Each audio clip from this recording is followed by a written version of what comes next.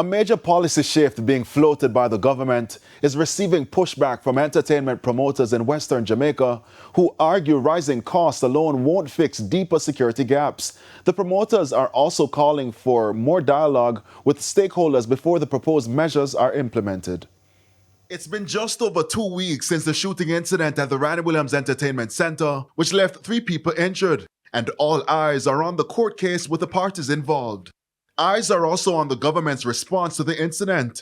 So far, National Security Minister Dr. Horace Chang has indicated that staging events could soon become more expensive in a bid to strengthen public safety. However, promoters out west say the issue goes far beyond dollars and cents. We know Jamaica, every man have a system and beat the system.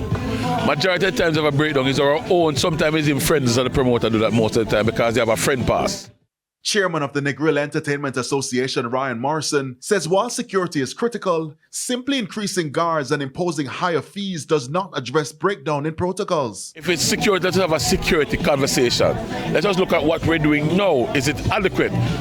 Rather than a breakdown in a system, because it may not be a lack of human power than just a lack of following protocols. I personally believe that it's not a lack of security. It was breakdown of protocols. Because if you check the security bill for that event, I'm sure that there are police being paid there and local security. Most of the time it's a friend thing. You haven't a blind, cause that problems. Dr. Chang did not provide a timeline for when the new measures would be implemented. However, the police high command says it's arranging a series of meetings with party and event promoters to reinforce security and safety requirements tied to the issuing of permits.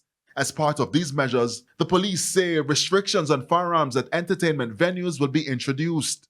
With promoters out west awaiting the changes, concerns already about the hefty fees. I believe there are other ways and means for government to get money other than targeting promoters, because as it stands right now, not every party you can say is going to work out, and not every promoter is really a big promoter.